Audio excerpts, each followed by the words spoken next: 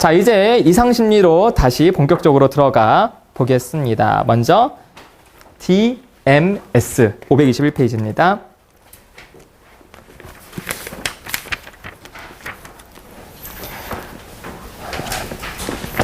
병원에 가면 의사가 여러분의 호소 문제를 듣고 진단하는 기준이 있죠. 그렇죠?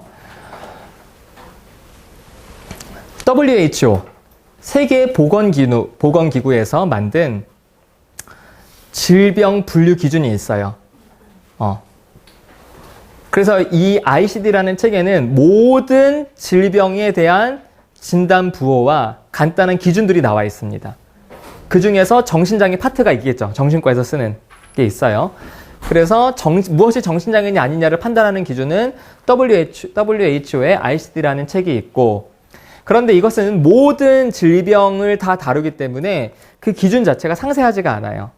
그래서 정신장애만 띄어서 보다 상세한 기준과 그리고 유병률과 가족력과 이런 것들을 자세하게 풀어 쓴 책이 DSM이라는 책입니다. DSM은 Diagnostic, 진단과 Statistical, 통계의 매뉴얼이다. 이거 약자예요. DSM, 무엇의 of Mental Disorder, 정신장애의 진단 및 통계 편람이라는 책입니다. 이건 어디서 만들었냐? 미국 정신의학회에서 만들었어요. 근데 미국에서 만들었는데 이 기준이 너무 자세하게 잘 나와서 거의 전 세계의 정신과 의사들과 심리학자들이 정신장애 진단 기준으로 DSM이라는 책을 씁니다. 그러니까 기준이 이게 잘 나온 거예요.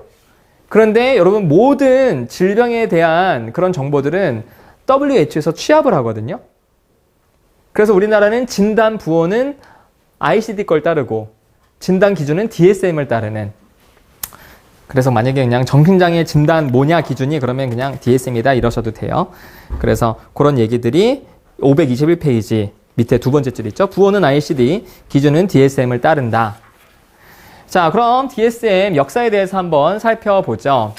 1952년 처음으로 DSM 1판이 나왔습니다. DSM 1판이 나온 이유는 퇴역군인, 52년이면은 2차 대전 끝나고 이제 한국전쟁 중일 때죠. 어쨌든 미국이 전 세계에서 전쟁을 벌이기 시작하면서 퇴역군인들이 심리적으로 어려움을 겪는 사람들이 있는데 이 사람의 어려움들이 팔 잘라주고 다리 잘라주고에 국한된 게 아니라 심리적인 어려움이 있는 거예요. 그래서 이 사람들을 진단하고 치료하기 위해서 첫 번째 판을 만들었습니다. 그런데 그 당시에도 ICD라는 책이 6판까지 나왔거든요. 그래서 ICD 6판과 좀 연속선상에서 만들었고요. ICD는 자주 개정이 됐습니다. 그래서 6에서 7 넣어서 8판까지 나왔는데 이제 DSM은 대략 16년 만에 개정이 돼서 2가 나왔어요. 그래서 ICD-8과 연속성을 유지하면서 이때 정신증과 신경증이라는 용어를 사용하기 시작했고요. 이 정신증과 신경증 얘기는 뒤에서 좀 다시 해드릴게요. 그리고 나서 다시 12년 만에 3판이 나왔습니다.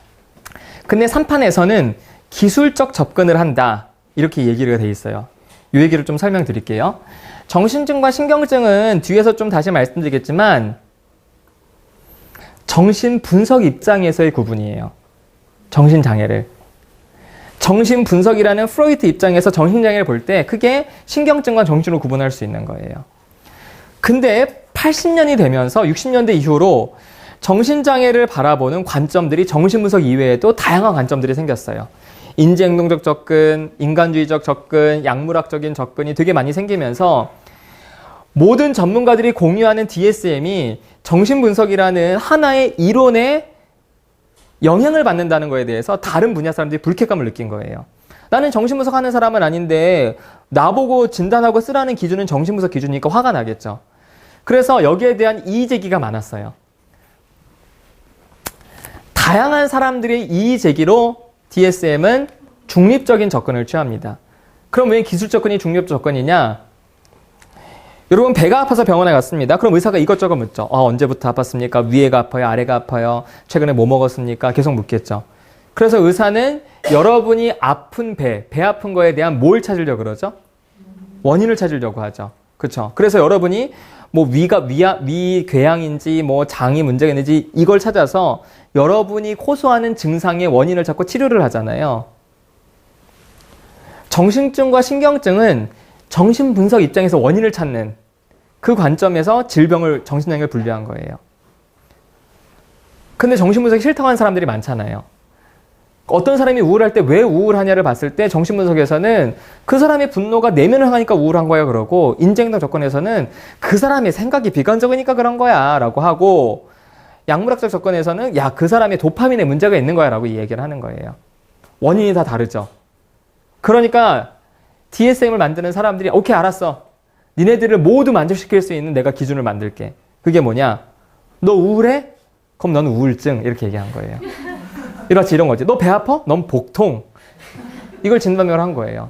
복통 진단 기준. 배가 자주 아프다. 끝. 이런 식의 접근이 기술 접근이에요. 그러니까 여러 갈등들을 해소하기 위해서 그냥 딱 중립적 입장을 취했는데, 문제는 이 진단 기준 자체가 치료에 대한 함의를 전혀 주지 않는 거예요. 배가 아픈 게 이게 위궤양이면은 위에 대한 약을 먹어야 진단하면은 치료가 나오겠잖아요. 근데 우울증을 진단했는데 치료는 니네 알아서 해. 그래서 정신분석하는 사람들은 분노를 밖으로 빼고, 인지행동하는 사람들은 생각을 바꾸라고 하고, 인간주의 접근인 사람들은 자기 맘대로 살라고 해라. 이렇게 이제 되니까 그 진단 기준 자체는 너무 모호해져서 모두를 만족시키는 게 아니라 모두에게 불만을 가져다 주는 이런 형태가 된 거예요. 그리고 다축체계 분류를 했다는 건데, 정신장애를 크게 두 가지로 분류를 했다는 거예요. 쉽게 말해서 어떠한 사건 때문에 갑자기 생겨난 어큐트한 급성 문제와 아주 시간이 오랫동안 만들어진 만성 문제로 구분을 했어요. 그래서 만성 문제에는 가장 대표적으로 성격장애가 들어가고, 그러니까 성격장애랑 발달장애 같은 것들이 이제 그 축 2로 들어가요. 그리고 성격장애나 발달장애를 제외한 여러분이 아는 대부분의 정신장애들은 1축에 들어가요. 뭐 이제 그런 식으로 구분을 했어요. 그리고 3축에는 이 사람이 어떤 스트레스를 받고 있는지도 쓰게 하고, 그래서 이 사람을 좀 종합적으로 평가하게 하는 그런 시도를 했다가, 그로부터 14년에 4판이 나왔습니다. 그래서 원래는 이 축에 성격장애와 모든 발달장애, 자폐증 같은 발달장애가 다 들어갔거든요. 근데 발달장애 중에 성격장애는 그대로 남아있고, 발달장애 중에서 정신지체, 멘탈 리타데이션, 지금은 지적장애로 하는 것만 여기다 남겨놓고 다른 발달장애들은 1축으로 다 올려버렸어요. 그래서 94년부터 제가 이제 석사 낼 때는 DSM-4였는데, 그래서 이제 DSM-4는 다른 모든 정신장애는 1축이고, PD와 MR, PD는 Personality Disorder, 성격장애와 MR은 Mental Retardation, 정신지체만 2축이고 나머지는 1축이다, 이제 이렇게 외웠었어요. 그런데 DSM-4가 나오고 20년 만에 드디어 5가 나온 거예요. 근데 여러분 보세요. 1, 2, 3, 4는 로마자죠. 라틴어죠. 근데 이거는 그냥, 이게 뭐죠? 무슨 글자지? 아라비아 숫자. 맞아. 아라비아. 그래. 아라비아 숫자를 썼어요. 이거를 왜 이렇게 바꿨냐? 앞으로 개정을 더 빨리 하겠다는 거예요. 사실은 1, 2, 3, 4, 그럼 5, 6, 7, 혹시 아세요? 11, 12, 13. 그거 잘 모르시죠? 로마자로. 라틴어를 잘 모르잖아요. 근데 이렇게, 그래서 앞으로 좀 더 빨리 개정을 내겠다. 이런 걸 보여주기 위해서 이걸 이렇게 바꿔서 아라비아 숫자로. 그러면은 19년 만에 만들어진 DSM 기준은 뭐가 달라졌느냐? 80년대부터 썼던 다축체계를 포기했어요. 어차피 2축에는 이것만 있잖아요. 그런데 2축에 있는 것들과 1축에 있는 것들이 서로 연관성이 사실은 있거든요. 그러니까 그냥 이런 분류하지 말자라고 하고, 그 전까지는 DSM-3, 4가 되게 비슷한데 그때까지는 범주적인 접근만 했어요. 무슨 얘기냐? 너 우울증? 그러면 같은 우울증. 너 불안해? 너 같은 불안장애. 범주만 구분했던 거예요. 근데 우울도 심각한 우울이 있고 덜 심각한 우울이 있죠. 그런 차원적인 접근을 추가하기 시작했어요. 그래서 증상이 얼마나 심각하냐를 기록하라고 하면서 조금 더 발전된 모습을 보였죠. 그래서 만약에 여러분이 뭐 혹시나 대학원 가시면은 이제 여러분은 DSM-5를 임상 상담하시는 분들은 배우시게 될 텐데, 교수님들은 거의 다 DSM-4 시대를 살았던 사람들이잖아요. 그럼 이제 교수님들은 DSM-4를 계속 이야기하면서 5와 차이를 얘기해야 돼서 요 과도기 동안에는 4와 5를 모두 다 알고 있어야 되는 그런 시기가 아마 좀 오랫동안 지속이 될 거예요.